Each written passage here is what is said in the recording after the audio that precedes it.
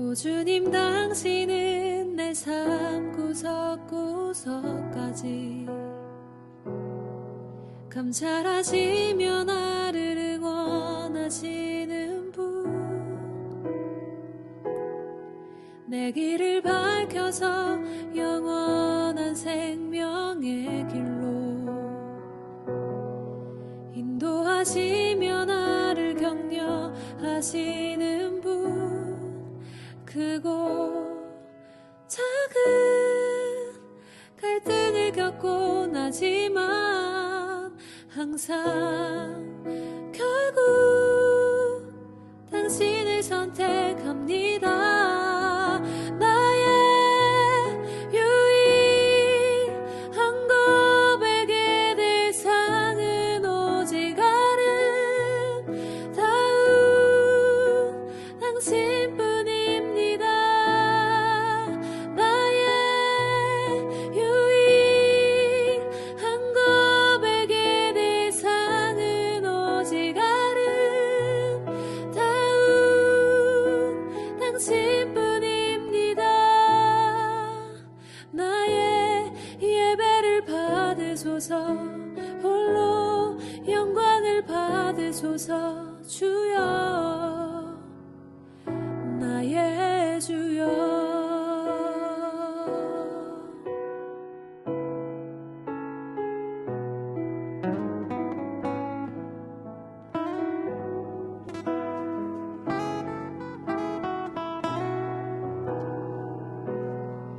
오 주님, 당신은 내 삶 구석구석까지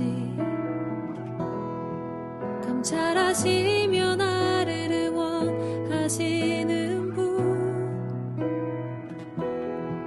내 길을 밝혀서 영원한 생명의 길로 인도하시며 나를 격려하시는 분, 크고 작은 갈등을 겪고 나지만 항상 결국 당신을 선택합니다. 나의 유일한 고백의 대상은 오직 아름다운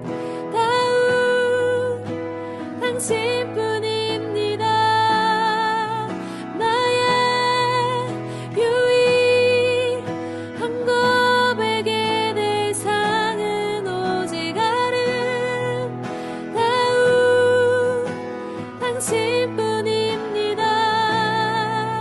나의 유일한 고백의 대상은 오직 아름다운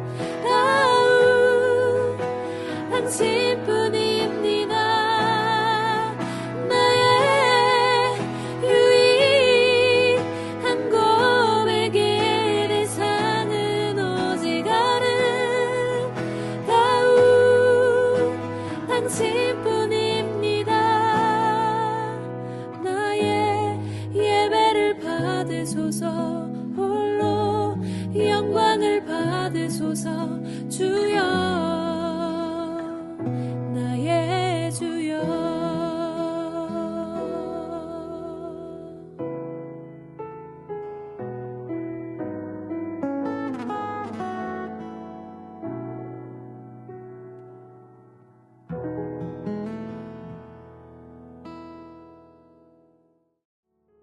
히브리어 본문에서 3장 39절의 마지막 단어는 죄였습니다. 하지만 하나님이 바벨론 사람들의 손을 통해 드러내신 그들의 죄에 대한 반응은 그것이 일으킨 고통과 파괴를 볼 때 너무 지나치지 않았나 하는 의문을 일으킬 수 있었습니다. 하지만 그 지나침의 여부와 상관없이 죄가 재앙의 근원에 있다는 사실만큼은 바뀌지 않았습니다. 그렇다면 포로된 이스라엘 백성에게 지금 필요한 것은 불평이 아니라 참회였을 것입니다. 그래서 개인적인 감정에 초점을 두어서 고통과 슬픔을 말해왔던 시인이 이제 말하는 주체를 우리로 전환합니다. 너희가 아니라 우리가 반역했다고. 우리의 길, 곧 우리의 삶의 방식이나 삶의 여정을 면밀하게 살피고 여호와께 돌아가자고 말합니다. 그러면서 42절은 뜻밖에도 주님이 용서하지 않으셨다고 말합니다. 하지만 42절은 우리가 회개하고 주님께 돌아갔지만 주님이 우리를 용서하지 않으셨다고 말하는 것이 아니라 우리가 주님을 거슬러 죄를 지었다고 말할 뿐이었습니다. 회개의 언어와 하나님이 그것을 허락해 주시기를 구하는 기도는 사실 예레미야 애가가 끝나기 직전인 5장 21절에 가서야 나옵니다. 하나님이 용서하신다는 것은 상황이 변한다는 것이고 그런 일은 아직 일어나지 않았습니다. 따라서 42절은 사실입니다. 하지만 하나님의 용서는 일어날 것입니다. 42절이 의미하는 바는 43절부터 44절이 말하는 하나님의 부재, 그리고 45절부터 46절이 말하는 원수들의 존재였습니다. 이 두 가지 모두 이스라엘 백성들에게는 고통스럽고 치욕적인 일이었습니다. 하나님의 부재를 말하는 43절부터 44절은 하나님이 자신을 진노와 구름으로 가리셨다고, 덮으셨다고 말하며 시작합니다.